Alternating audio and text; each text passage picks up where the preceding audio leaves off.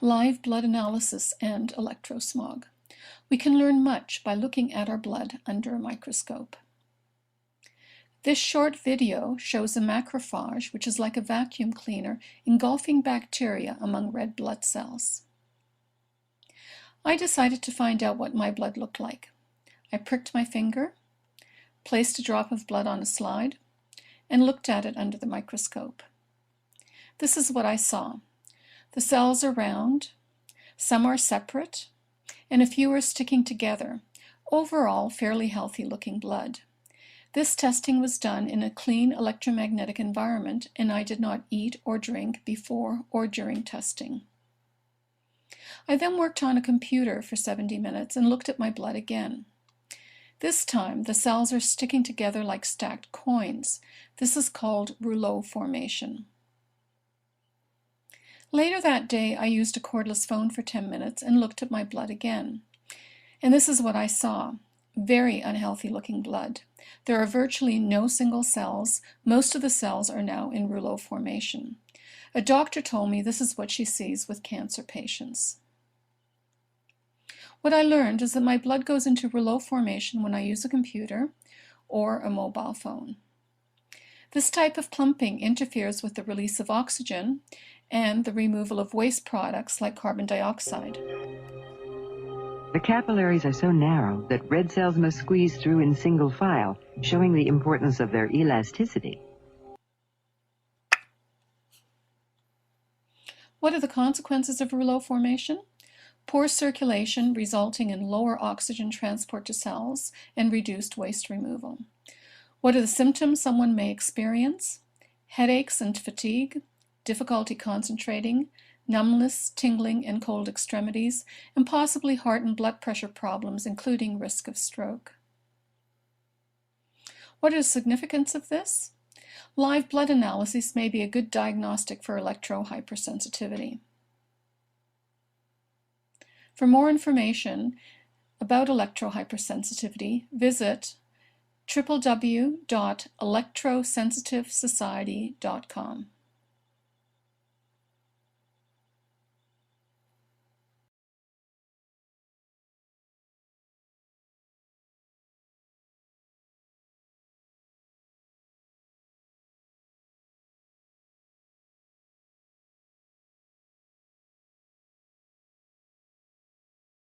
So first things is you see a lot of target cells here, and the target cells could be a sign of adrenal stress, or you're not oxygenating enough, not enough iron and B12, folic acid, things like that.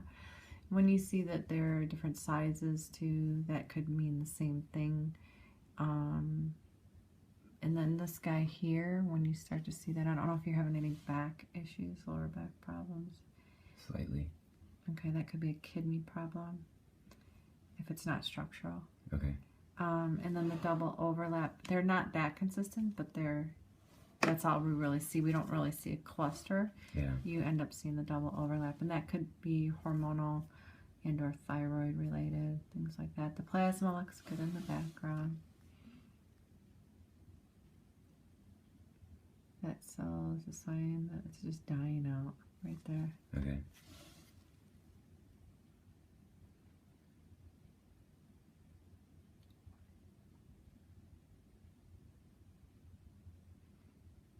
When you see them shaped kind of like this, it's like you're maybe just low in antioxidants for radical damage is occurring in that one and that one. Okay. That one there is a little different because it kind of protrudes. It's called a protrusion, and that's generally a sign that the gallbladder might be stressed out. Okay. The blood plasma looks great. I mean, I don't see any signs, at least, of if you're having a hard time digesting fats. There's no fat in your blood. Oh, there's a parasite right there.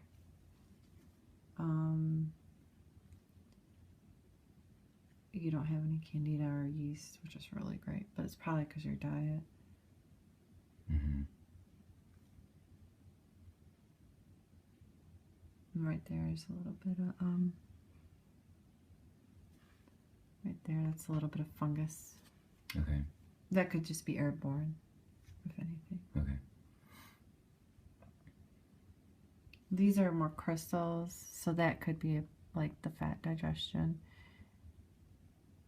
It's kind of like a crystal.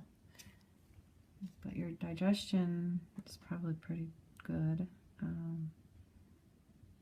You just have pretty much like free radical damage, which you probably can't control that too much due to, you know, the air we breathe and things like that. And a few ovocytes, like they're a little bit oval. Again, that's hormonal related and or a B12 deficiency. But mostly you see target cells. Yeah, so either you're just not taking deep enough breaths. I don't know if you're under a lot of stress. Your adrenal glands could be stressed out, or you're just, I would doubt that it's an iron issue, but I don't know. What would you think? No. Could be adrenal stress. Okay. And then when it starts fading like that, it's a mineral deficiency. Okay. Those circles look good. There's one that's... That one was attacked from the parasite, basically. Okay. I've seen them. Oh, there's a spiral key. Okay. So those guys are the nasty guys, right? Where is it again? He's right here. He flips. See how that guy just moves more freely, and then this guy kind of flips. So that's a spiral key. Really, what I know of those is there's another spiral key because he's a flipper guy. This is unfortunate, these guys, because it's like there's 29 different types of spiral key that I'm aware of, and 2 of them, you know, are the Lyme, the Babesia, and whatever the other one is. I highly doubt you have it, but these are still part of the family, and we can get them from even deer flies, or from even what I read, you can get them from, you know, exchanging fluids with other people. So, okay. All right, you ready? It's right in the middle of the slide.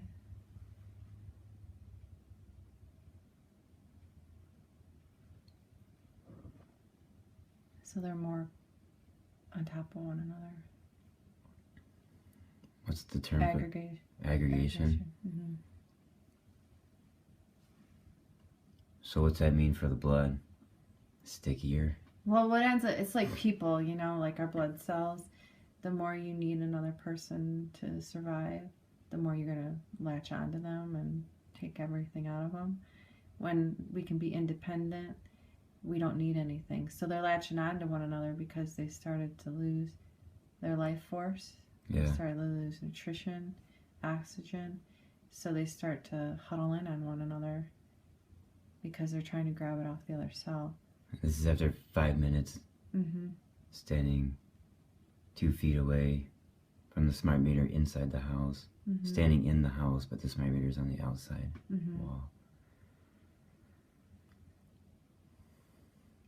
Your white blood cell is really whacked out. Should be nice and round. This one? Yeah. So this is throughout the slide. It's aggregated.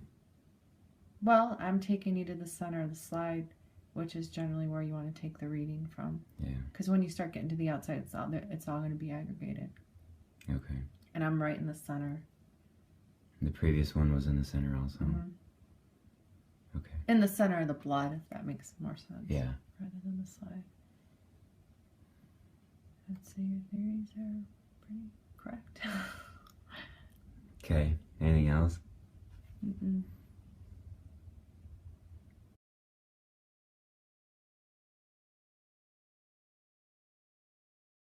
They're almost better than the first read. So this is in the presence of safe space. Look at your white blood cells For too. 5 minutes. Point out the white blood cell Right there. in the upper left. Yeah. It's not as contorted. So I was standing in front of the smart meter just like before for 5 minutes, but it had safe space products, a sticker and You have a lot more white blood cells, though, but that's probably because you were in front of the smart meter.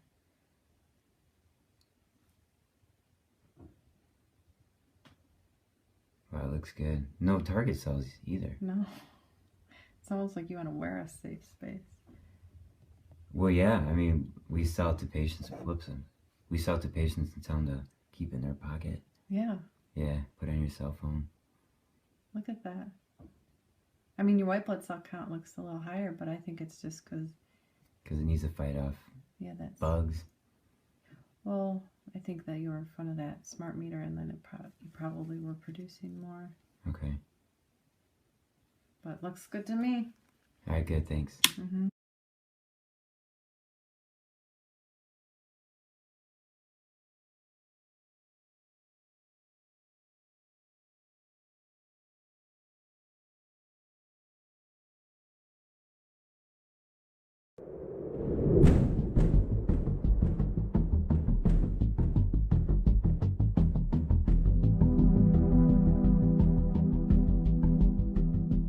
While industry has failed to do any peer-reviewed studies on smart meters and health effects, a growing body of independent research is now starting to accumulate.